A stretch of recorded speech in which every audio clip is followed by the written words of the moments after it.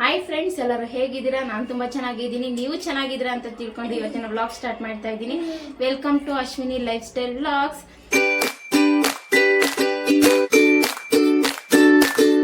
ನೀವು ಯಾರು ನನ್ನ ಚಾನಲ್ನ ಸಬ್ಸ್ಕ್ರೈಬ್ ಮಾಡಿಲ್ಲ ಅಂದ್ರೆ ಪ್ಲೀಸ್ ಬೇಗ ಬೇಗ ಹೋಗಿ ಸಬ್ಸ್ಕ್ರೈಬ್ ಮಾಡ್ಕೊಳ್ಳಿ, ಮತ್ತೆ ಪಕ್ಕದಲ್ಲೇ ಕಾಣುವಂತ ಬೆಲ್ ಐಕಾನ್ನ ಕ್ಲಿಕ್ ಮಾಡಿ ಅಂತ ಹೇಳ್ತಾ ಇವತ್ತಿನ ವ್ಲಾಗ್ ಸ್ಟಾರ್ಟ್ ಮಾಡ್ತಾ ಇದ್ದೀನಿ.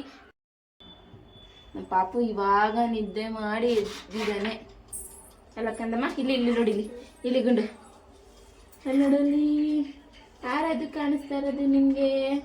ಯಾರದು ಕಾಣಿಸ್ತಾ ಇರೋದು ನೋಡಿ.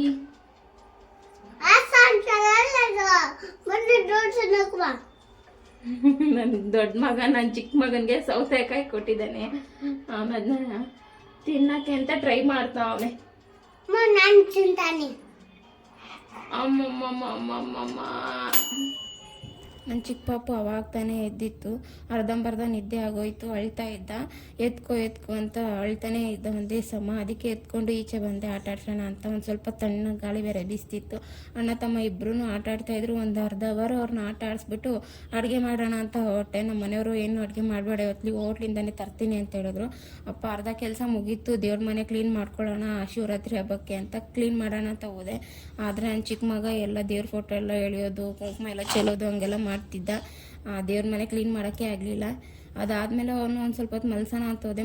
ಮಲ್ಕೊಳ್ಳೂ ಇಲ್ಲ. ಆಮೇಲೆ ನಮ್ಮ ಅಮ್ಮ ಮನೆಗೆ ಎತ್ಕೊಂಡೋಗಿ ಆಟ ಆಡ್ಸ್ಕೊಂಡು ಕೂತಿದ್ದೆ. ನಮ್ಮ ಮನೆಯವ್ರ ಫ್ರೆಂಡು ಯಾರೋ ಇದು ಕುಂಭಮೇಳಕ್ಕೆ ಹೋಗಿದ್ರಂತೆ. ಅವರು ಗಂಗಾಜಲ ತಂದು ಕೊಟ್ಟಿದ್ದಾರೆ ಈ ಬಾಟ್ಲಲ್ಲಿ. ಇದನ್ನ ಹಾಕ್ಬಿಟ್ಟು ಇವತ್ತೇ 3 ದಿನ ಆಯಿತು ಕೊಟ್ಟು ಕಳಿಸಿ. ಇವತ್ತು ನಾನು ದೇವ್ರ ಮನೆ ಕ್ಲೀನ್ ಮಾಡ್ತಾ ಇದ್ದೀನಲ್ವಾ, ಅದಕ್ಕೆ ಇದನ್ನ ಹಾಕ್ಬಿಟ್ಟು ದೇವ್ರ ಮನೆ ಕ್ಲೀನ್ ಮಾಡ್ತಾ ಇದ್ದೀನಿ. ದೇವ್ರು ನಮಗೂ ಒಳ್ಳೇದು ಮಾಡಲಿ ಅಂತ.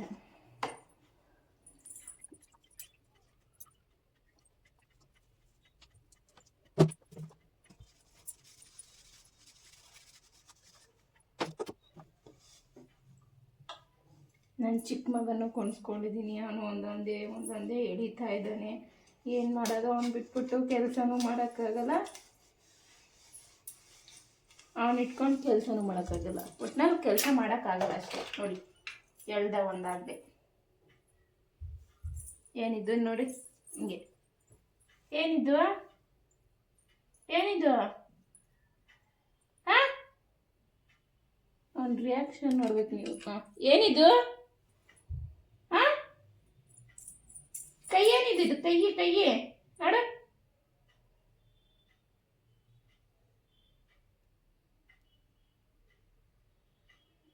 ಏನದು?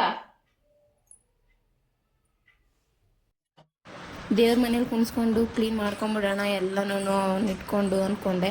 ಬಟ್ ಅದಾಗಲೇ ಇಲ್ಲ. ಅವನಂತೂ ಒಂದು ಎಳೆಯೋದು, ಅದೊಂದು ಕುಂಕುಮ ಎಳೆಯೋದು ಎಲ್ಲನೂ ಆ ತರಲೆ ಕೆಲಸ ಮಾಡ್ತಾನೆ ಇದ್ದ. ಸರಿ, ಇದು ಆಗದಿರೋ ಕೆಲಸ ಅಂದ್ಬಿಟ್ಟು ಅವ್ನು ಎತ್ಕೊಂಡೋಗಿ ನಮ್ಮ ಅಮ್ಮನ ಮನೆಗೆ ಬಿಟ್ಬಿಟ್ಟು ಬಂದೆ. ಆಮೇಲೆ ನಾನು ಕೆಲಸ ಮಾಡಿ ಮುಗಿಸೋಷ್ಟೊತ್ತಿಗೆ 1 ಗಂಟೆ ರಾತ್ರಿ ಆಗಿತ್ತು. ಅವ್ನು ಮಲ್ಕೊಂಡ್ಮೇಲೆ ನಾನು ಎಲ್ಲ ಕೆಲಸ ಮಾಡೋಕ್ಕಾಗಿದ್ದು.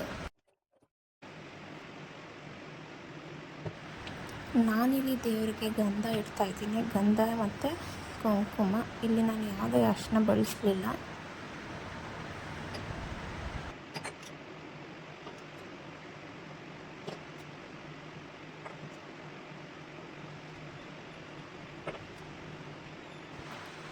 ದೇವ್ರ ಮನೆಯೆಲ್ಲ ಕ್ಲೀನ್ ಮಾಡಿಬಿಟ್ಟು ಅರ್ಶಿನ ಕುಂಕುಮ ಎಲ್ಲ ಇಟ್ಕೊಬಿಟ್ಟೆ. ನನ್ನ ಹತ್ರ ಇರೋದೆಲ್ಲ ಕಂಚಿನ ಪಾತ್ರೆಗಳೇ. ನನ್ನ ಹತ್ರ ಯಾವುದು ಬೆಳ್ಳಿ ಸಾಮಾನು ಅಂತ ಯಾವುದೂ ಇಲ್ಲ. ಕುಂಕುಮ ಬನ್ನಿ ಮಾತ್ರ ಇದೆ, ಅದು ಎತ್ತಿಟ್ಬಿಟ್ಟಿದ್ದೀನಿ. ನಮ್ಮದು ಚಿಕ್ಕ ದೇವ್ರ ಮನೆ, ಅದಕ್ಕೆ ರಂಗೋಲಿ ಬಿಡೋಕ್ಕೂ ಆಗಲ್ಲ. ಅದಕ್ಕೋಸ್ಕರ ಈ ಥರ ರೆಡಿಮೇಡ್ ರಂಗೋಲಿ ಬರುತ್ತಲ್ವ, ಅದು ತೊಗೊಬಂದು ಬಿಟ್ಕೊತಾ ಇದ್ದೀನಿ. ದೊಡ್ಡದಾಗಿದ್ದರೆ ಏನೋ ಬಿಡ್ಬೋದು. ಇದು ತುಂಬ ಚಿಕ್ಕದು, ನಾವು ಕುತ್ಕೊಳ್ಳೋಕ್ಕಾಗಲ್ಲ, ಏನಿಲ್ಲ. ನಮ್ಮದು ಚಿಕ್ಕದಾಗಿ ಚೊಕ್ಕದಾಗಿದೆ ದೇವ್ರ ಮನೆ.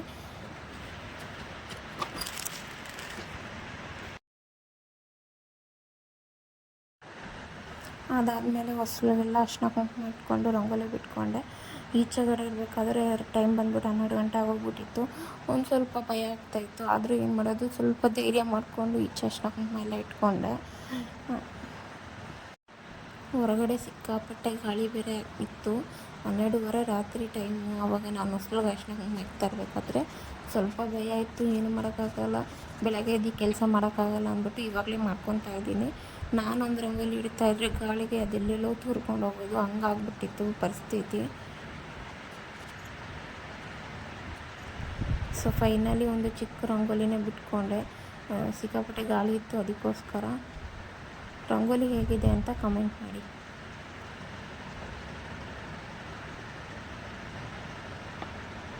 ಫೈನಲಿ ಮನೆಯೆಲ್ಲ ಕ್ಲೀನ್ ಆಗಿದೆ.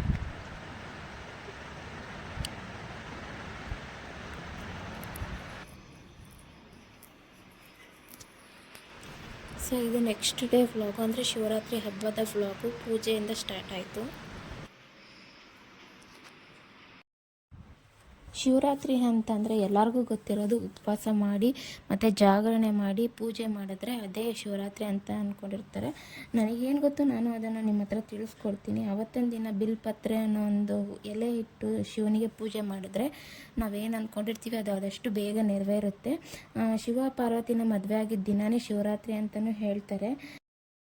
ದೇವತೆಗಳು ಹಾಗೂ ಅಸುರರ ನಡುವೆ ಸಮುದ್ರ ಮಂಥನ ನಡೆದು ವಿಷ ಉದ್ಭವವಾದಾಗ ಅದನ್ನು ಶಿವ ಕುಡಿದ.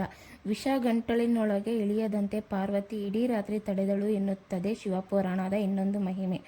ಜತೆಗೆ ಭಗೀರಥನ ತಪಸ್ಸಿಗೆ ಮೆಚ್ಚಿ ಹಿಳಿಗೆ ಇಳಿದು ಬಂದ ಗಂಗೆಯನ್ನು ಶಿವ ತನ್ನ ಜಡೆಯಲ್ಲಿ ತುಂಬಿಸಿಕೊಂಡಿದ್ದ. ಇದರಿಂದ ವಿಚಲಿತನಾದ ಭಗೀರಥ ಗಂಗೆಯನ್ನು ಭೂಮಿಗೆ ಹರಿಸುವಂತೆ ಶಿವನನ್ನು ಪ್ರಾರ್ಥಿಸಿದ. ಆತನ ಭಕ್ತಿಗೆ ಮೆಚ್ಚಿ ಶಿವ ಗಂಗೆಯನ್ನು ಹರಿಯಬಿಟ್ಟಿದ್ದು ಇದೇ ದಿನ ಎನ್ನುತ್ತದೆ ಪುರಾಣ. ಇನ್ನು ಶಿವನ ಆದಿ ಮತ್ತು ಅಂತ್ಯ ಹುಡುಕಲು ಹೊರಟ ವಿಷ್ಣು ಹಾಗೂ ಬ್ರಹ್ಮನಿಗೆ ಶಿವರಾತ್ರಿಯ ದಿನದಂದು ಶಿವಲಿಂಗರೂಪಿ ದರ್ಶನ ನೀಡಿದ ಎಂಬುದು ಈ ಕಥೆಯ ಮುಖ್ಯ ಪಾತ್ರ. ಆವತ್ತಿನ ದಿನ ಎಲ್ಲರೂ ಅಷ್ಟೇ ಮನೆಯಲ್ಲಿ ಪೂಜೆ ಮಾಡಿ ಬಿಲ್ಪತ್ರೆಯನ್ನು ದೇವರಿಗೆ ಅರ್ಪಿಸ್ತಾರೆ. ಅದರಿಂದ ನಮ್ಮ ಪಾಪ ಏನಿದೆ ಅದೆಲ್ಲ ಕಳೆಯುತ್ತೆ ಅಂತಲೂ ಅಂತಾರೆ. ಶಿವ ಅವತ್ತು ರಾತ್ರಿ ಪೂರ್ತಿ ಶಿವ ಮತ್ತು ಪಾರ್ವತಿ ಸಂಚಲನೆ ಮಾಡ್ತಾ ಇರ್ತಾರಂತೆ ಭೂಮಿಯಲ್ಲಿ. ಅದಕ್ಕೋಸ್ಕರ ಅವತ್ತು ಶಿವ ಯಾರ್ಯಾರು ಎದ್ದು ಜಾಗರಣೆ ಮಾಡಿ ಪೂಜೆ ಮಾಡ್ತಾ ಇರ್ತಾರೋ ಅವರೆಲ್ಲ ಪಾಪ ಎಲ್ಲ ಕಳೆಯುತ್ತೆ ಅಂತಲೂ ಹೇಳ್ಕೊತಾರೆ. ಇಷ್ಟೇ ಇದು ಶಿವರಾತ್ರಿ ಹಬ್ಬದ ಹಿನ್ನೆಲೆ.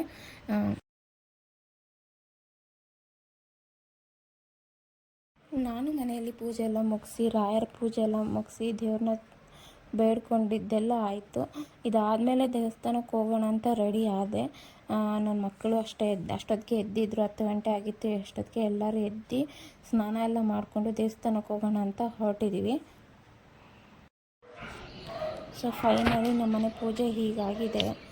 ನೋಡ್ತಾ ಇರ್ಬೋದು, ಸಿಂಪಲಾಗೆ ಪೂಜೆ ಮಾಡ್ಕೊಂಡಿದ್ದೀನಿ. ನಮ್ಮ ಕೈಯಲ್ಲಿ ಏನಾಗುತ್ತೋ ಅದನ್ನ ನಾನು ಮಾಡಿದ್ದೀನಿ. ಪ್ರಸಾದಕ್ಕೆ ನಾನು ಪುಳಿಯೋಗರೆ ಮಾಡಿದ್ದೆ, ದೇವ್ರ ಪ್ರಸಾದಕ್ಕೆ.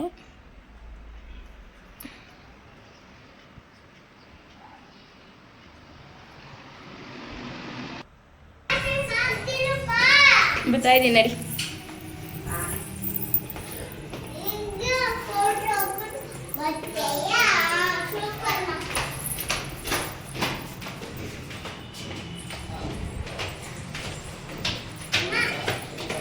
ದೇವಸ್ಥಾನಕ್ಕೆ ಹೋಗೋಣ ಅಂತ ಹೋದ್ವಿ. ಬಟ್ ಅಲ್ಲಿ ಹೋದ್ಮೇಲೆ ನಮ್ಮ ಹಸ್ಬೆಂಡ್ಗೆ ಸ್ವಲ್ಪ ಸುಸ್ತು ಜಾಸ್ತಿ, ವಾಮಿಟ್ ಆಗ್ತಾಯಿತ್ತು ಅಂತ ಹೇಳ್ಬಿಟ್ಟು ಮನೆಗೆ ವಾಪಸ್ ಬಂದುಬಿಟ್ವಿ. ದೇವಸ್ಥಾನಕ್ಕೆ ಹೋಗಲಿಲ್ಲ. ಸಂಜೆ ಮೇಲೆ ಹೋಗೋಣ ಅಂದ್ಕೊಂಡು ಹೇಳ್ಕೊಂಡು ವಾಪಸ್ ಬಂದುಬಿಟ್ವಿ.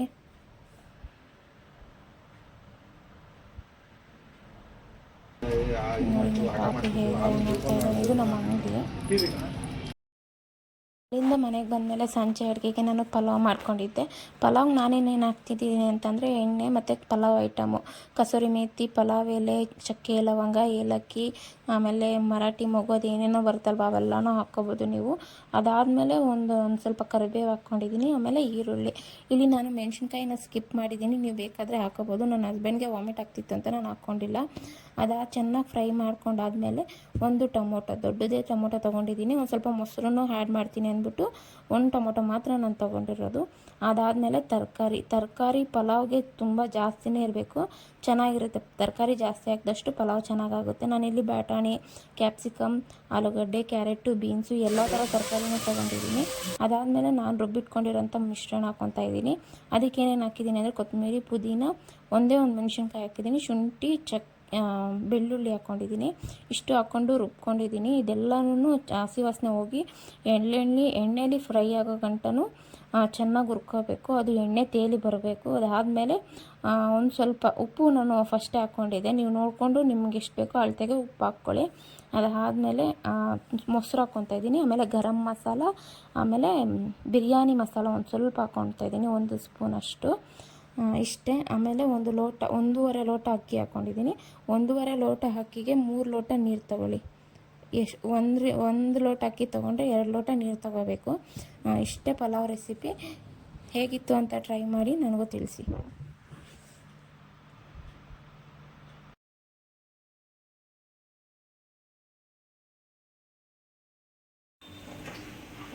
ಫೈನಲಿ ಪಲಾವ್ ರೆಡಿಯಾಗಿದೆ. ಹೇಗಿದೆ ಅಂತ ಒಂದ್ಸಲ ಟ್ರೈ ಮಾಡಿ ನನಗೂ ತಿಳಿಸಿ.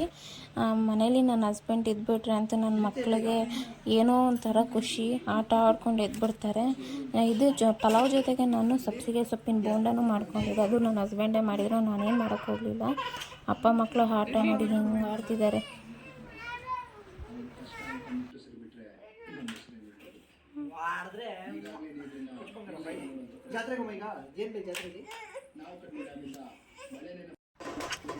ಊಟ ಎಲ್ಲ ಮುಗಿಸ್ಕೊಂಡು ದೇವಸ್ಥಾನಕ್ಕೆ ಹೋಗೋಣ ಅಂತ ಹೊರಟಿ ಸಂಜೆ 7 ಗಂಟೆ ಮೇಲೆ. ನಾನು, ನಮ್ಮ ಪಾಪು, ನಮ್ಮ ಅಮ್ಮ, ನನ್ನ ಹಸ್ಬೆಂಡ್ ಇಷ್ಟು ಜನ ಹೋಗಿದ್ವಿ.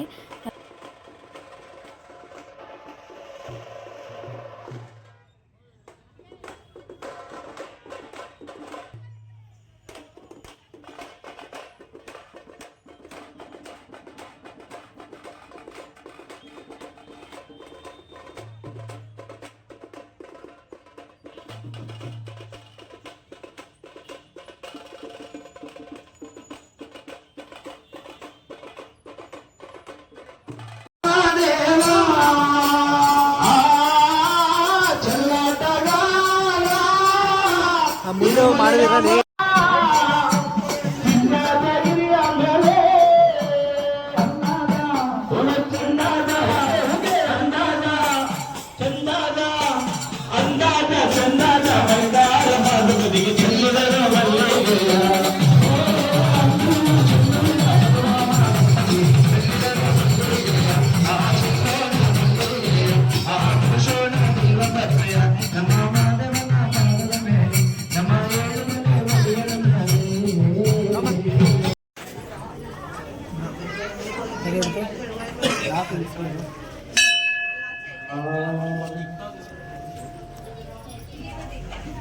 ಕೇಳು ಮಾದೇವ ಮನ್ಸನ್ನ